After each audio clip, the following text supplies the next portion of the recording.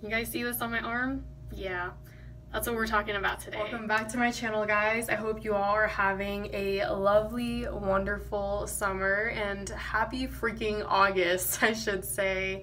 So as you saw in my introduction, yes, we are talking about eczema and just my experience with it.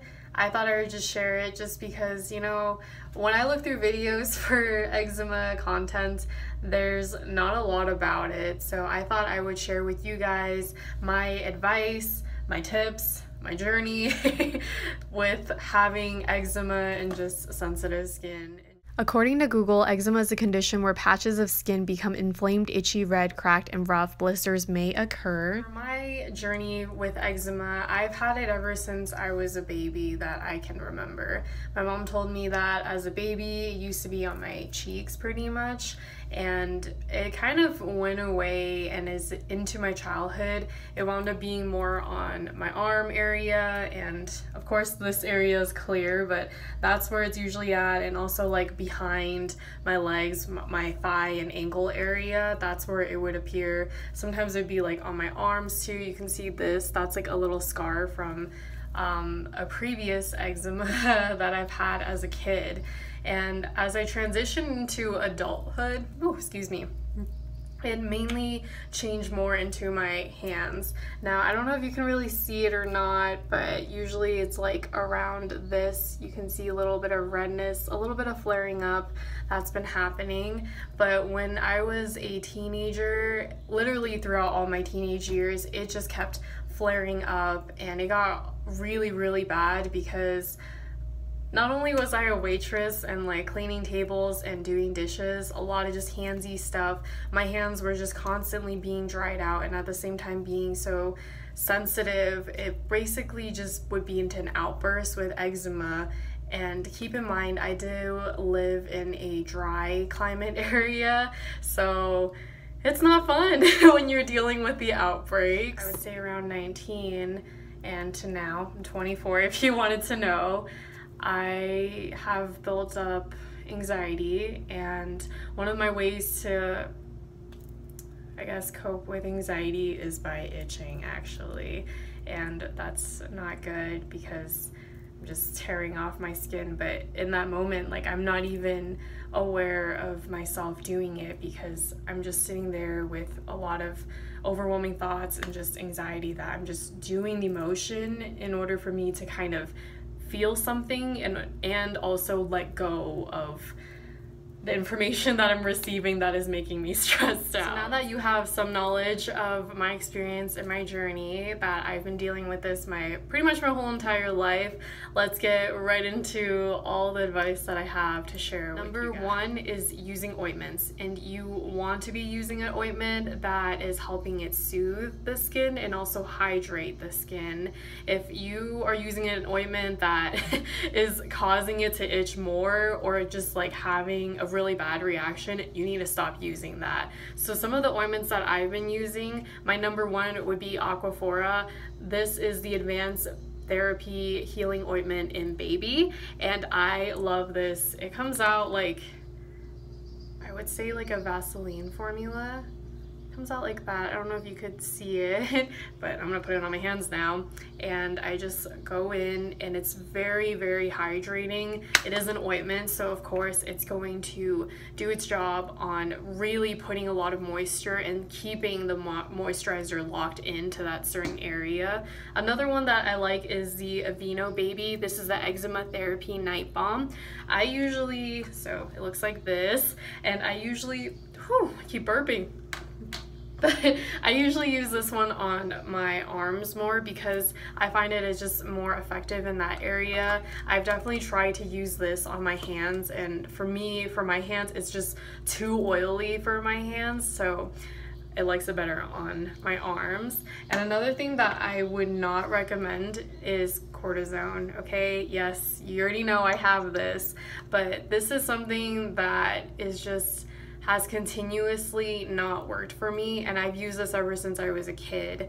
I would say if you're first having the outbreak and just trying to get rid of it as quickly as you can, this will do the job. But if you're looking in the longer process, the long run I should say, it's not going to, because your skin is just going to get immune to this and it's just going to make it worse actually. So definitely would not recommend. I want to talk about that is going to help soothe your itchiness and sort of the redness is Oatmeal.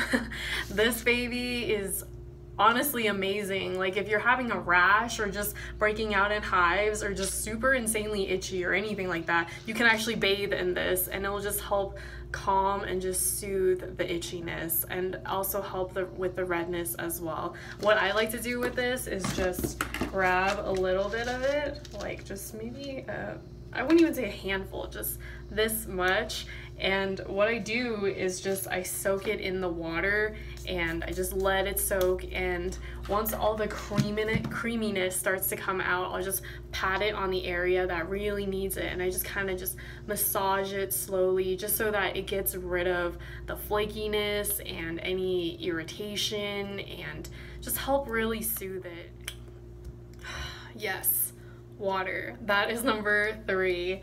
When you are staying hydrated, it benefits your skin in so many different ways. And I'm not gonna lie, the reason why it's outbreaking in this area is because that it's really dry and has no idea what else to do besides just break out. So when you're drinking a lot of water, it helps the body stay hydrated. Number 4 is wearing gloves, and these are the cotton ones that I got at Daiso. Well, I didn't get them. It's more like my cousin got it and she gave them to me and got it from Daiso since she saw how bad my hands were at the time. And I usually like to use these when I'm sleeping or sometimes even when I'm driving if no one else is in my car, or I just kind of let them know if I am having an outbreak. Sometimes they'll even be in my purse because, you know, like sometimes I just need it if I'm just chilling there. Like I can just pop them on and it'll help kind of keep the lock moisture inside my hands pretty much, if that makes any sense, and also prevent me from itching as well. And you don't have to wear both of them, because I do find that when I wear both of them I start to overheat. Even just wearing one of them on one hand is going to help you to prevent the itchiness and really keep moisture locked in whichever hand you decided to put it on. I usually use it on my dominant hand because this is a hand that I mainly scratch with on this side and this side as well. So yeah, I like to use it on my right hand. And another thing that I found helpful is having rubber gloves as well, especially when you're doing dishes or just cleaning, whatever it is. Just try not to get your hands in the water too much, or like by damaging it with all the harsh soaps with doing dishes or cleaning products. You want to keep your hands, you know, nice and moisturized. Which leads me to number 5.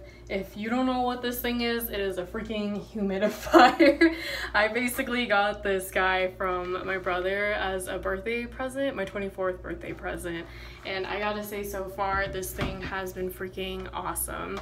What it basically does is that it helps keep the air in the area that you're in a lot more moist. And by doing that, you are helping your skin stay hydrated pretty much. And I would definitely recommend this even if you live in a humid area, or even if you live in, especially if you live in a dry area. That is definitely essential to having a humidifier. And it also helps when you're sick too, just to help you, I would say, like, at least it helps me like breathe a lot better when I'm sick. Another thing is that you want to make sure the room that you are sleeping in is in a cool temperature, or just being in cool temperature places for the most part is definitely going to help your skin feel a lot better. Because for me, like, I find that when I'm in like hotter areas, man, I'm like burping so much. I'm sorry, guys. Anyways, I find that when I'm in hotter areas that my skin gets irritated a lot faster, and when I get itchy, it's like a bad itch. So yeah, like, you want to make sure that you are in a more cooler temperature area that is definitely moist. Which leads me to number 6. If you have sensitive and eczema skin like me, I would highly recommend switching your body wash and your lotion to baby stuff.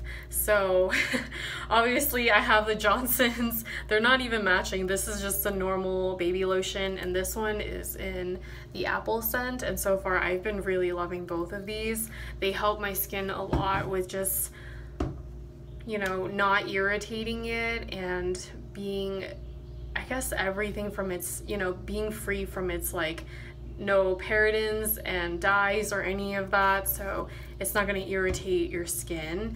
And the next thing I want to bring up is also another two lotions that, let's say if you don't want to use baby lotions, these two lotions have been helping me a lot too. And trust me guys, I've been through a lot of fucking lotion. Like, I'm not kidding you, a lot. And for these two, I find have just worked a lot for me. This is the Vaseline and the Essential Healing, and this one is more in a light kind of a what is the word, texture, I would say. And the Nivea Shea Daily Moisturizer, this one is still, I would say it's like medium to light coverage, but it's not gonna clog anything. There we go. This has a little bit of more oil than this one, so if you're looking for a little bit more extra moisturizer, I would use this instead. And if you want less oiliness, I would use this. The thing I want to talk about is this Pond's Dry, what is it, skin cream moisturizer. This thing has been with me ever since 3rd grade. This is, here, I'll open it, and this is what it looks like. It's in a kind of a thick, pasty, lightweight in a sense moisturizer. And what this thing has done for me is just really help soothe my eczema on my face. So what I basically do is that whenever I have dry itchy areas, or if I see redness on my face, I'll just grab a little bit and just dab it on top of my face, and then I'll put the moisturizer, whichever daily moisturizer I'm using, on top of it. So I would highly recommend this one for face eczema. And another thing that I would recommend is just wearing long sleeve clothing like this.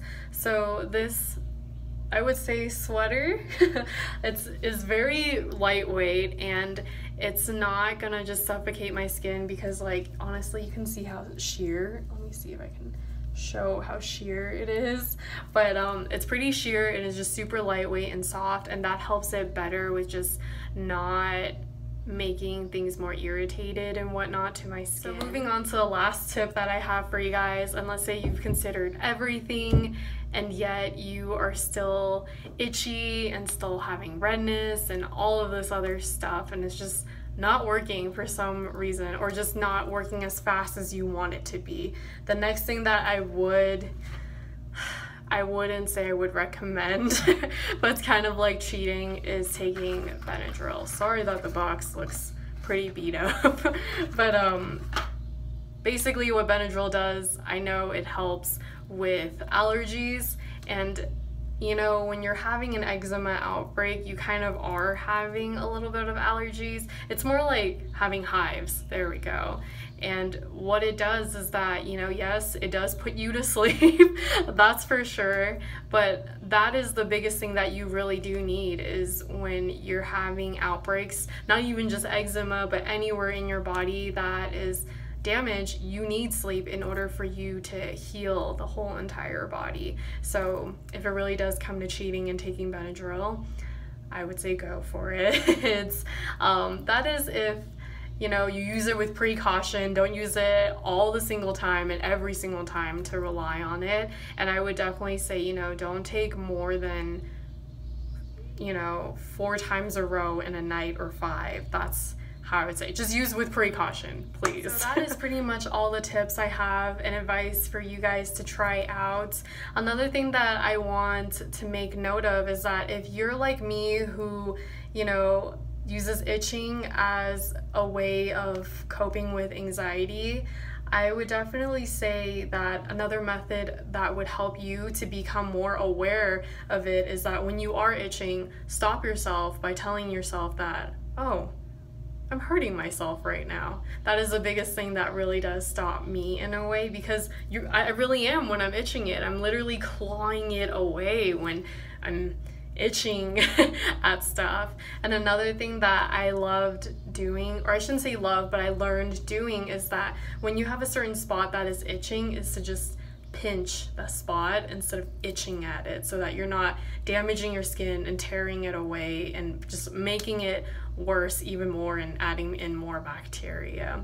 So yeah, and of course, you know, please do go visit a doctor and all that stuff too. Like, don't just handle it on your own, because it is a lot to handle. I will say it's something not easy. There's like no, I mean, come on, like if you look on the internet, there is like no cure for it. At least there hasn't been a cure that's been found for eczema. Not having a cure, it can honestly be really frustrating, and especially if you've been dealing with this for pretty much your whole entire life. Like, it has caused a lot of not just mental anxiety for me, and stress, I should say, to like trying to find a cure and try to manage it when there's not a lot of research being done with it. But also it has affected my confidence too, because, you know, for me, I still remember times where I just wanted to like hide it away by wearing long sleeves, or, you know, kind of just not trying to show off my hands or anything like that, because it was just so horrible. Like, it just looked really painful. But what I can tell you is, from my journey, is that rather than looking at it like, oh my god, this is disgusting, I've really owned it more than anything. Like, now I should say that I've learned to just accept that this is who I am, and this is what makes me me and what makes me human, and it is completely normal and okay. There are so many people dealing with eczema and sensitive skin as well. It's not just me. So I hope you take that into heart, that you're not alone, and that you are beautiful the way you are, even if you do have sensitive eczema skin like I do. I hope this was helpful for you guys, and if you have any questions or comments, please leave it down below, or any even more advice and tips on if you're dealing with eczema as well. I would love to read it. And as always, if you want more content of me, please hit that subscribe button and like this if you thought this was helpful. Thank you guys so much for watching, and until next time, I hope you have a lovely day. Bye.